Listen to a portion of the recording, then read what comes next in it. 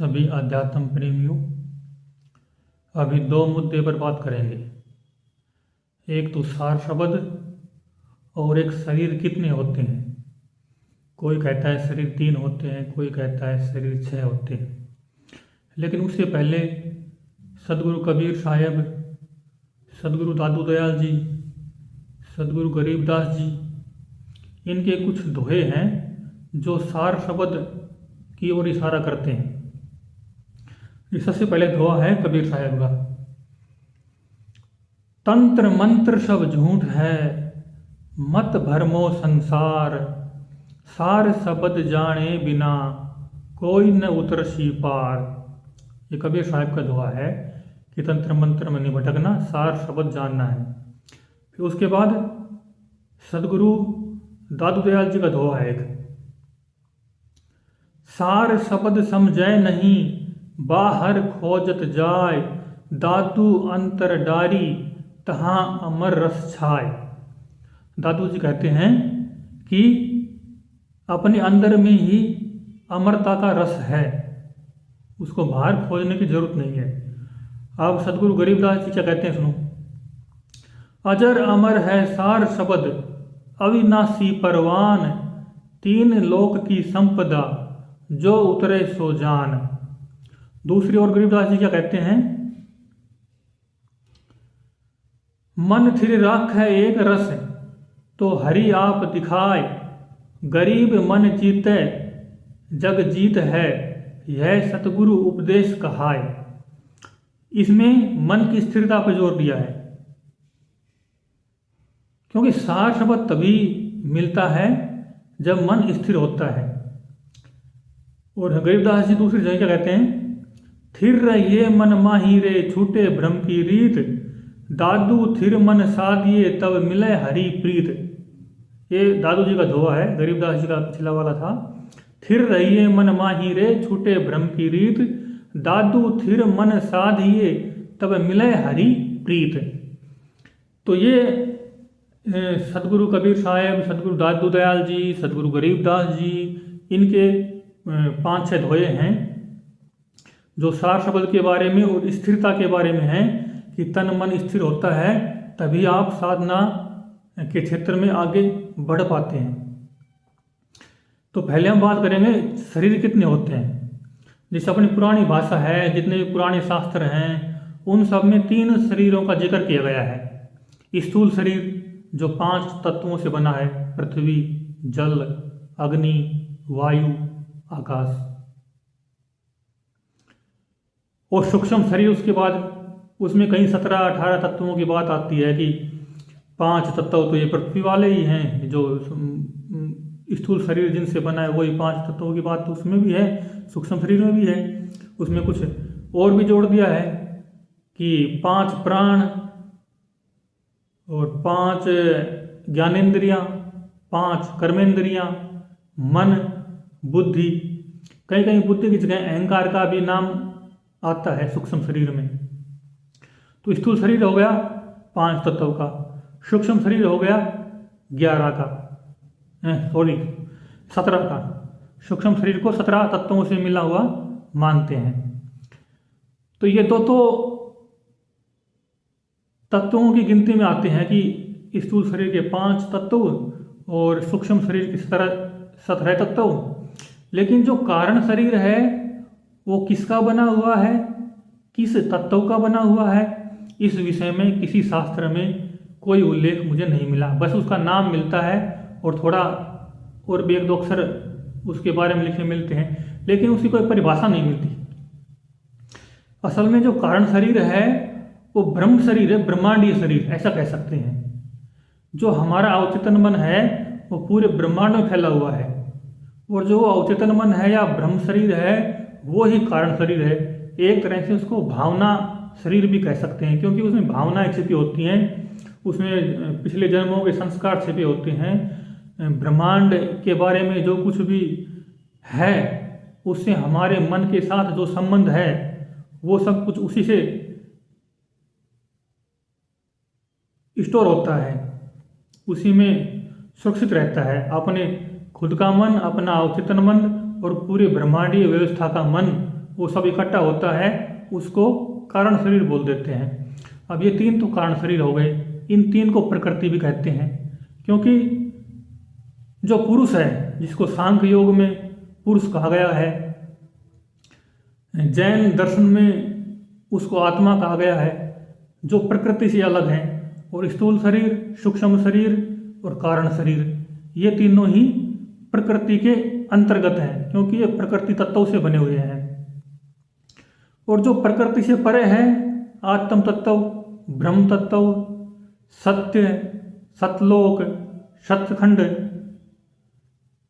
परात्पर ब्रह्म, शून्य, अद्वैत, उसको किसी भी नाम से कहो, उनकी अवस्थाओं के बारे में उनको निर्वाण पद भी कहते हैं, मोक्ष भी कहते हैं। अभी पहले मैंने जितने भी ये नाम गिनाए, ये सारे भी उसी के बारे में हैं।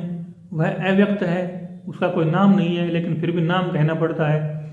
अब लोग भ्रम में पड़ जाते हैं, कौन सा लोक सत्य है, कौन सा असत्य लोक है। कहीं सचखंड लोक का प्रचार होता है, कहीं सतलोक का प्रचार होता है।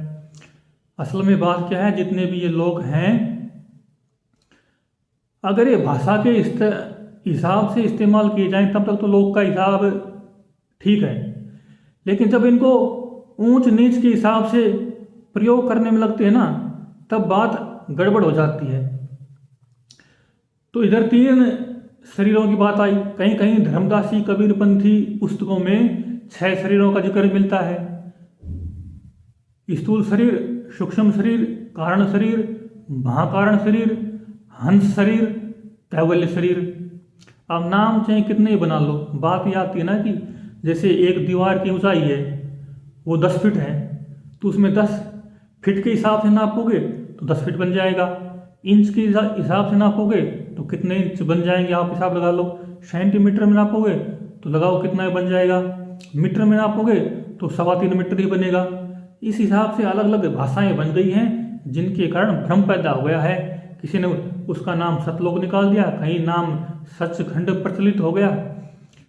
अब जैसे निर्विकल्प समाधि की बात आती है, पतंजलि योग सूत्र में है ये शब्द, निर्विकल्प समाधि, असंप्रज्ञात समाधि, अधर्मेक समाधि। तो जितना भी ये नाम है, ये सब इशारा करते हैं उस शून्यावस्था का, अद्वैत का, अव्यक्त का। और लोग फंस जाते हैं लोक में, अगर ये लोक, वो लोक, ये छोटा लोक है, बड़ा लोक। भाई सारे लोक हैं, 14 लोक हैं या 1400 लोक हैं, जितने भी लोक हैं, 7 चक्कर हैं या 700 चक्कर हैं, जितने भी चक्कर हैं, वो सारे के सारे मन के अधीन हैं। जहाँ तक मन पहुँचता है वहीं तक मन इन सब की गिनती करता है, काउंटिंग करता है। लेकिन जहाँ मन खत्म ही हो जाए, वहाँ कौन गिनेगा, कौन हिसाब लगाएगा कौन सा लोक है, कौन सा अलोक है। अगर कहीं सचखंड, तो सच्चा खंड कहाँ हुआ, वो तो अव्यक्त है, अखंड है। जैसे ग्रंथ साहिब में आता है, गुरु ग्रंथ साहिब में अछेद है, अभेद है, अलेख है, अखंड है। जब वो अखंड है तो उसको सचखंड कैसे कह सकते हैं। खंड तो तब होगा ना, खंड तो कहते टुकड़े को, पीस को। तो टुकड़ा किस चीज़ का होगा, टुकड़ा तो उसी का होता है ना, कोई किसी वस्तु का, पदार्थ का, जिसकी कोई नाप हो, किसी कोई तोल हो। जहाँ नाप तोल ही नहीं, उस चीज़ का टुकड़ा कैसे करोगे। लेकिन अब लोकों के बारे में धारणा प्रचलित हो गई है, फलाना लोक, ढिगड़ा लोक। जो पूर्ण अवस्था है वहाँ कोई लोक नहीं है, वो पूर्ण अव्यक्त है, उसके बारे में कुछ कह नहीं सकते हैं। और ये संप्रदायों का वाद विवाद, बिना मतलब की बातें ऐसे ही फैली जाती हैं और लोग भ्रमित हो जाते हैं। बहुत सारे लोग तो आज भी उतने ही भोले हैं जितने 100 साल से पहले का भोलापन था। और तो और छोड़ो, आज पढ़े लिखे लोग भी गुरुडम के नाम पे गुमराह हो रहे हैं। अब बताओ क्या चलता है। अब इधर कबीर साहब, गरीबदास जी, संत दादू जी, ये 4 शब्द की बात कर रहे हैं। निर्गुण संतों के अंदर जो वाणियाँ बनी हैं, गुरु नानक की, कबीर साहब की, दादू जी की, गरीबदास जी की, दरियाव जी की, रामदास जी की, जितने भी निर्गुण संत हुए हैं, उनमें इन सभी शब्दों का प्रयोग किया है। उन्होंने बुद्ध का शून्य भी लिया है, इनकी वाणियों में शून्य की बात भी मिलती है। इन्होंने आत्मस्वरूप शब्द का प्रयोग भी किया है। आत्मस्वरूप शब्द भी वाणी में खूब मिलता है, आत्मस्वरूप, निज स्वरूप। जैसे कबीर साहब का एक भजन आता है ना कि मन की तरंग मार लो बस हो गया भजन, आदत बुरी सुधार लो बस हो गया भजन, अपने स्वरूप को जान लो बस हो गया भजन। अब यहाँ कबीर साहब खुद कह रहे हैं अपने स्वरूप को जान लो। कुछ लोग कहते हैं कि नहीं स्वरूप नहीं, स्वरूप तो आत्मा है और आत्मा तो परमात्मा में लीन होगी तभी पूर्णता होगी। यहाँ खुद कबीर साहब कह रहे हैं, कबीर साहब प्रथम निर्गुण संत शिरोमणि हैं, उनकी वाणियों को सभी स्वीकार करते हैं, उनके ऊपर कोई प्रश्न नहीं है, उनका जो मूल बीजक है उसके ऊपर किसी विद्वान का किसी की कोई शंका नहीं है।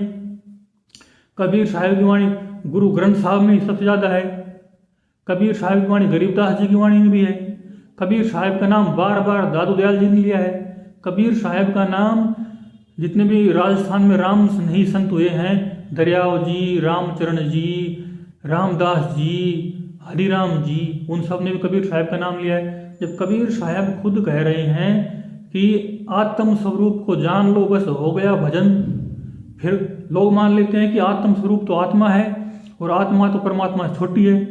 अब यही तो भेद बुद्धि है, जो आत्मा को परमात्मा को अलग मान लेते हैं। जिसने आत्मा को जान लिया उसने परमात्मा को जान लिया, जिसने परमात्मा को जान लिया उसके लिए आत्मा अपने आप जानी हुई होगी। ये दो अलग अलग भाषाएं हैं। असल में आत्मा और परमात्मा को जानना अलग अलग बात नहीं होती, भाषाएं तो हो जाती हैं। कुछ ये कहते हैं कि हम आत्मा को जान निकले हैं, वो भी सब कुछ जान लेते हैं। कुछ कहते हैं कि हम परमात्मा को जानने के लिए निकले हैं, वो भी सब कुछ जान लेते हैं। बात दो ही है। असल बात है, जैसे पतंजलि ने कहा है, निर्विकल्प समाधि, जहाँ कोई विकल्प नहीं बचता। समाधि का मतलब समता आ गई। मन कब चंचल होता है?